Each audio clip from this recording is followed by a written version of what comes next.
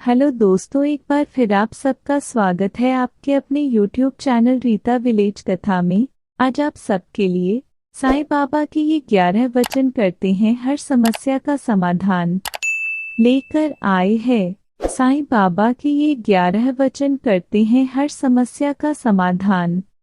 कहते हैं कि जीवन में किसी भी तरह की समस्या हो या कोई मनोकामना हो, साईं बाबा के 11 वचनों के पाठ से होगी हर परेशानी दूर और मिलेगा मनचाहा वरदान।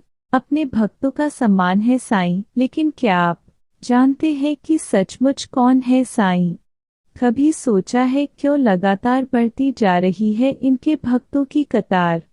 ऐसा क्या है साईं में कि जो भी शिरडी जाता है साईं का ही होकर रह जाता है? आखिर क्या है साईं नाम की महिमा? आइए जानते हैं साईं बाबा और उनके वचनों की महिमा। साईं बाबा और उनकी महिमा। साईं बाबा को एक चमत्कारी पुरुष, अवतार और भगवान का स्वरूप माना जाता है। इनको भक्ति परंपरा का प्रतीक माना जाता है। साईं बाबा का जन्म और उनसे जुड़ी दूसरी चीजें अभी अज्ञात हैं। इनका मूल स्थान महाराष्ट्र का शिरडी है, जहां पर भक्त इनके स्थान के दर्शन के लिए जाते हैं। साईं को हर धर्म में मान्यता प्राप्त है। हर धर्म के मानने वाले साईं में आस्था रखते हैं। साईं की उपासना बृहस्पतिवार के दिन विशेष रूप से की जाती है। मुख्य तौर पर 3 रूपों में की जाती है साईं की उपासना। चमत्कारी पुरुष के रूप में, भगवान के रूप में और गुरु के रूप में। गुरु के रूप में इनकी पूजा उपासना सबसे उत्तम होती है। साईं बाबा का जीवन दर्शन और उपदेश। साईं बाबा ने आमतौर पर कोई पूजा पद्धति या जीवन दर्शन नहीं दिया। एक ही ईश्वर और श्रद्धा सबूरी पर ही उनका विशेष जोर रहा है। लेकिन उनके 11 वचन उनके भक्तों के लिए उनका दर्शन है। इन 11 वचनों में जीवन की हर समस्या का समाधान छुपा हुआ है। ये 11 वचन दरअसल साईं बाबा के 11 वरदान हैं। ये वचन अपने आप में अध्यात्म की बड़ी शिक्षाएं समेटे हुए हैं। साईं बाबा के 11 वचन और उनके अर्थ। पहला वचन, जो शिरडी में आएगा आपद दूर भगाएगा। साईं बाबा की लीला स्थली शिरडी रही है, इसलिए साईं कहते हैं कि शिरडी आने मात्र से समस्याएं टल जाएंगी। जो लोग शिरडी नहीं जा सकते उनके लिए साईं मंदिर जाना भी पर्याप्त होगा। दूसरा वचन, चढ़े समाधि की सीढ़ी पर, पैर तले दुख की पीढ़ी पर। साईं बाबा की समाधि की सीढ़ी पर पैर रखते ही भक्त के दुख दूर हो जाएंगे।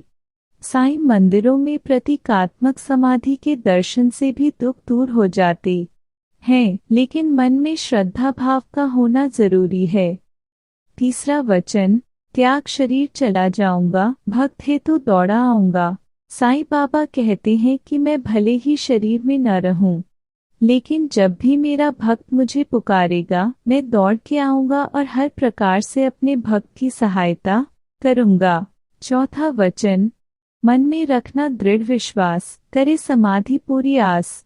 हो सकता है मेरे न रहने पर भक्त का विश्वास कमजोर पड़ने लगे, वह अकेलापन और असहाय महसूस करने लगे।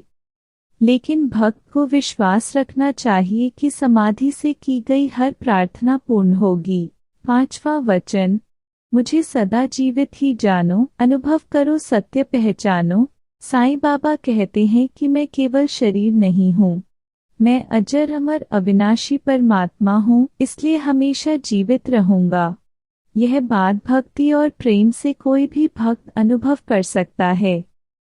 छठवां वचन, मेरी शरण आ खाली जाए, हो तो कोई मुझे बताए।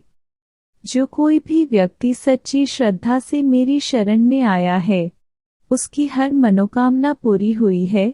सातवां वचन, जैसा भाव रहा जिस जन का, वैसा रूप हुआ मेरे मन का। जो व्यक्ति मुझे जिस भाव से देखता है मैं उसे वैसा ही दिखता हूँ। यही नहीं, जिस भाव से कामना करता है उसी भाव से मैं उसकी कामना पूर्ण करता हूँ। आठवां वचन, भार तुम्हारा मुझ पर होगा, वचन न मेरा झूठा होगा।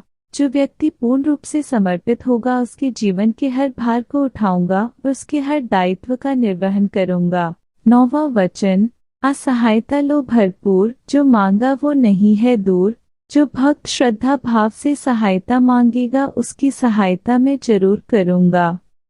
10वां वचन, मुझ में लीन वचन मन काया, उसका ऋण न कभी चुकाया। जो भक्त मन वचन और कर्म से मुझ में लीन रहता है मैं उसका हमेशा ऋणी रहता हूँ। उस भक्त के जीवन की सारी जिम्मेदारी मेरी है। 11वां वचन, धन्य धन्य वह भक्त अनन्य, मेरी शरण तज जिसे न अन्य। साईं बाबा कहते हैं कि मेरे वो भक्त धन्य हैं जो अनन्य भाव से मेरी भक्ति में लीन हैं। ऐसे ही भक्त वास्तव में भक्त हैं। कैसे करें साईं बाबा के इन 11 वचनों का जीवन में प्रयोग? किसी भी बृहस्पतिवार को इन वचनों को पीले कागज पर लाल कलम से लिख लें। इन वचनों को अपने पूजा स्थान, शयन कक्ष और काम करने की जगह पर लगा दें। पूजा के पहले, सोने से पहले, काम करने के पहले और सोकर उठने के बाद इन वचनों को पढ़ें। इन्हें पढ़ने के बाद साईं बाबा का स्मरण करें, आपको साईं बाबा की कृपा जरूर मिलेगी। आप सबको साईं बाबा की कहानी कैसी लगी कमेंट बॉक्स में जरूर बताएं।